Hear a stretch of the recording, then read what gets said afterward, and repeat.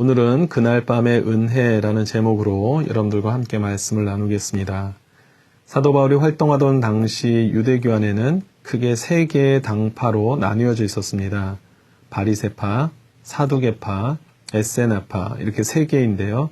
그 가운데 에세나파는 세상에 대한 부정적인 시각 그리고 장차 도래할 종말을 기대하는 신앙을 가진 사람들로서 쿰난 동굴에 함께 모여서 금욕 생활을 하며 지내게 됩니다. 따라서 대중들과 접촉할 수 있는 기회는 많지 않았고요. 그러면서 유대 사회 내에서는 그다지 존재감이 크지 않았습니다. 그러나 바리새인과 사두개인은 그렇지 않습니다. 유대인들에게 막강한 힘을 과시하는 집단으로 자리매김하고 있었죠. 오늘 본문을 보니까 사도 바울이 이 두 그룹이 중심이 되어 당시 유대인들을 통치하는 최고의회, 바로 산헤드린 공회에서 자신을 변론하는 장면이 나오게 됩니다. 오늘 이 가운데서 굉장히 중요한 하나님의 섭리를 우리가 발견하게 되고 그것을 여러분들과 함께 나누고자 합니다. 그것은 하나님의 사명을 감당하는 자를 하나님께서 반드시 붙드시고 지키시고 인도하신다라는 사실이죠. 여러분 혹시 이런 이야기 들어보셨는지 모르겠습니다. 사명이 있는 자는 결코 죽지 않는다. 이 말은 아프리카 선교의 아버지라 불리우는 데이빗 리빙스톤이 한 말입니다. 그는 평생에 걸쳐서 아프리카 선교에 헌신하셨던 분이셨는데요. 그 선교 과정 속에서 당하는 고통과 시련은 이루 말할 수 없을 정도로 강력했습니다. 풍토병으로 인해서 목숨의 위협을 받은 적도 한두 번이 아니고 또 잔인한 원주민들에 의해서 살해, 협박과 위협을 받은 적도 많았고 또한 야생 동물들의 공격으로 인해서 심각한 부상을 당한 경우들이 너무나 많았습니다. 그의 선교 삶은 절대 순탄한 길이 아니었습니다. 그러나 그는 하나님께서 맡겨주신 사명임을 기억하고 이 길을 포기하지 않았습니다. 그리고 그런 모든 위협 속에서 늘 하나님께서 지키시고 보호하셨음을 그는 경험하게 되고 그 경험을 토대로 해서 이렇게 위대한 믿음을 고백을 할 수 있게 된 것이죠. 사명이 있는 자는 죽지 않는다. 사도 바울에게서도 이 복음을 전파하는 가운데 엄청난 시련과 핍박들이 이어지고 있었습니다. 폭도들처럼 변해서 자신을 향해 죽일 듯이 달려드는 유대인들의 공격이 끊임없이 이어지고 있었고요. 하지만 사도 바울은 어떻게 합니까? 결코 포기하지 않습니다. 오히려 그때마다 하나님께서 모든 것을 합력하여서 선을 이루어 가신 것을 경험하게 되죠. 오늘 본문도 그렇습니다. 지금 공의 중심 세력인 바리새파와 사두개파 두 그룹은 모두 율법의 그 뜻을 따랐다는 공통점을 갖고는 있지만 많은 부분에서는 극단적인 차이를 가지고 있었던 그룹들이었습니다. 그 중에 대표적인 것이 오늘 본문 8절에 기록되어 있는데요.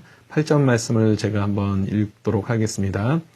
이는 사두개인은 부활도 없고 천사도 없고 영도 없다 하고 바리새인은 다 있다 함이라. 무슨 말입니까? 사두개파는 죽은 자의 부활도 인정하지 않습니다. 그리고 내세의 존재조차도 인정하지 않고 이뿐만 아니라 천사와 영의 존재도 부인합니다. 하지만 바리새파는 그렇지 않죠. 이 모든 것들을 다 인정한다라고 기록하고 있습니다. 물론 이 말 뜻이 바리새파가 그러면 사두개파보다 신앙적으로 더 낫다 이런 것을 의미하는 것은 또한 절대 아닙니다.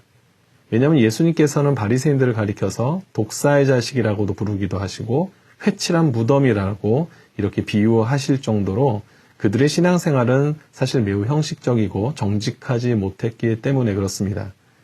중요한 것은 이러한 신학적인 극단적인 차이까지도 하나님께서 사용하셨다라는 겁니다. 사도 바울을 위기에서 구하시는 도구로 주님이 그것을 사용하신 것을 보게 됩니다. 사도 바울은 6절에서 자신이 공의에서 변론을 해야 되는 이유에 대해서 설명을 하면서 자신이 부활에 대한 사실을 전한 이유 때문이었다라고 이렇게 이야기를 합니다. 그러자 그 말을 들었던 바리새파들은 부활을 믿는 사람들이었죠. 그러다 보니까 오히려 그들이 나서서 바울을 옹호하게 되는 것입니다. 그러다 보니 사도 바울의 죄를 입증하기 위해서 모였던 공회가 오히려 그곳에 모여있던 사두개파와 바리새파 간의 신학적 분쟁으로 바뀌게 되고 그러는 사이 천부장은 바울을 그를 대적하는 손길에서 피신시키게 됩니다. 사도 바울은 1절에서 자신을 가리켜서 오늘까지 나는 범사의 양심을 따라 하나님을 섬겼노라 라고 이렇게 자신 있게 고백을 하는데요. 이처럼 충성된 하나님의 일꾼, 그리고 자신에게 주어진 특권들을 주님의 영광을 위해서 아낌없이 내어드리고 헌신하는 자들을 하나님께서는 반드시 지키시고 보호하시고 능력으로 함께 하십니다. 아멘. 그리고 오늘 본문 11절을 보니까 그날 밤 주님께서는 환상 가운데 바울에게 나타나셔서 그를 격려해 주시게 되었죠. 여러분, 그날 밤이 어떤 날입니까? 너무나 외롭고 고독하고 두렵고 떨리는 그런 밤이었죠.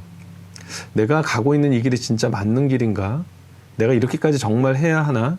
아마 여러 가지 만감이 교차하는 그런 시간들이었을 것입니다. 그런데 바로 그때 주님께서 사도 바울을 만나 주시는 겁니다. 그리고 이 길이 사도 바울이 걸어가야 될 길, 사명의 길, 바로 이것들을 다시 한번 각인시켜 주시게 되죠.